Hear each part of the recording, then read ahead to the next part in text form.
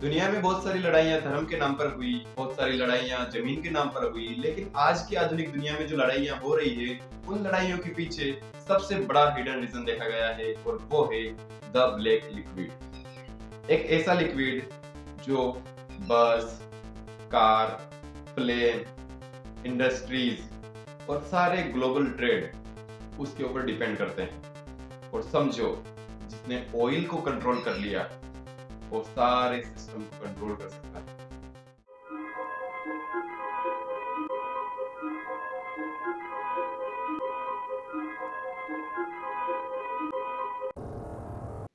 आज की modern economy energy पर डिपेंड करती है और हमेशा से ये देखा गया है कि आज जो दुनिया में ऑयल की डिमांड है वो हमेशा से ज्यादा ही रही है। यानी कि कई दशकों से ऑयल डिमांडेबल ही रहा है।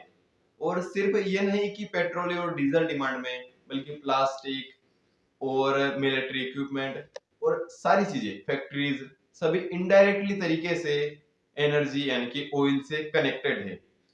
और समझो, यदि आज ऑयल बंद हो गया तो एनर्जी और हर कंट्री की इकोनॉमी पर क्या इम्पैक्ट पड़ेगा, कमेंट में जरूर बताना। अब सवाल आता है कि मिडिल ईस्ट इतना ज्यादा इंपॉर्टेंट क्यों है? क्योंकि सारे जो ऑयल्स के रिजर्व्स है ना, वो सारे मिडिल ईस्ट में है। UAE, Iran, Iraq, Saudi Arabia, Kuwait, ये सारे कंट्रीज है ना, ये ऑयल पॉलिटिक्स का गेम खेलते हैं। और इन्हीं की वजह से जो सुपर पावर कंट्री है, जैसे अमेरिका, चाइना, रशिया, ये सभी उस रीजन में यानी कि उस क्षेत्र में, उस फील्ड में अपना गेम खेलना चाहती है। यानी कि उस क्षेत्र में अपना कब्जा करके पूरी दुनिया की इकोनॉमी को हिलाना चाहती है। अब तक वीडियो देखकर आपको ये समझ आ ही गया होगा कि असली गेम ऑयल का नहीं, बल्कि ऑयल के कंट्रोल का है। कि ऑयल का कंट्रोल किसके पास है। अगर जिसके पास ऑयल का कंट्रोल है, समझो वही किंग है। यहाँ पर हमें एक बात और समझनी होगी कि पिछले वीडियो में भी हमने उस बारे में बात करी थी, पेट्रो डॉलर सिस्टम। यानी कि 1970s में अमेरिका ने सऊदी अरेबिया के साथ में एक एग्रीमेंट किया था और उस एग्रीमेंट के अकॉर्डिंग ज्यादातर जो ऑयल का ट्रेड है वो ट्रेड मोस्टली डॉलर में किया जाना था। और इसी वजह से डॉलर और भी ज्यादा डिमांड में आ गया और अमेरिका की उस क्षेत्र में मोनोपोली बढ़ गई और डॉलर और भी ज्यादा राइजिंग पे पहुंच गया। डॉलर की ज्यादा डिमांड बढ़ गई क्योंकि ऑयल खरीदने के लिए सभी को डॉलर चाहिए होता है और डॉलर के लिए अमेरिका पर डिपेंड होना पड़ता है। और इसीलिए अमेरिका और भी ज्यादा ग्रो करता गया और अमेरिका की इकोनॉमी और भी ज्यादा बढ़ती गई। अब ये समझते हैं कि क्या वॉर और ऑयल दोनों का क्या कनेक्शन है। कई सारे लोगों का मानना है कि जो वॉर होती है, जो लड़ाइयां होती है, वो सिर्फ सिक्योरिटी और पॉलिटिक्स के लिए होती है। लेकिन बहुत सारे एक्सपर्ट्स का मानना ये भी है कि लड़ाइयों में, कॉन्फ्लिक्ट में मेन रीजन ऑयल भी देखा गया है। और लीबिया और इराक जैसे देशों में आज भी वो हालात बने हुए हैं कि ऑयल की वजह से वहां पर कॉन्फ्लिक्ट चल रहे हैं और पिछले कई सालों में चले भी हैं। तो ये भी मान सकते हैं कि वॉर का कारण ऑयल भी है। और ऑयल की सप्लाई पूरी ऑल ओवर वर्ल्ड की इकोनॉमी को कंट्रोल करती है।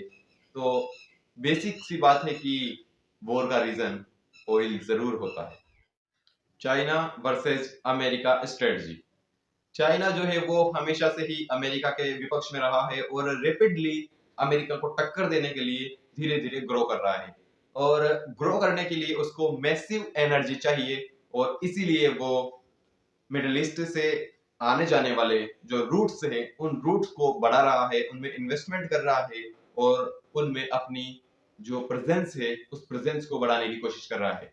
और यहीं पर अमेरिका भी ये चाहता है कि जो रूट्स हैं उन रूट्स पर, यानी कि रूट्स मतलब जो रास्ते हैं ना, जिन रास्तों से ऑयल और एनर्जी सोर्स चाइना और अमेरिका पहुंचाए जाते हैं, उन रास्तों की बात हो रही है। और वो रास्ते जिस कंट्री के पास रहेंगे उसी कंट्री की मोनोपोली रहेगी। मान लो कि किसी भी क्षेत्र में अपना रास्ता है और अपने रास्ते को अपन बंद कर देंगे तो वहां से कोई भी आ जा नहीं सकता। ऐसे ही इसी वजह से चाइना भी अपने रास्ते बढ़ा रहा है और अमेरिका अपने रास्तों को प्रोटेक्ट कर रहा है।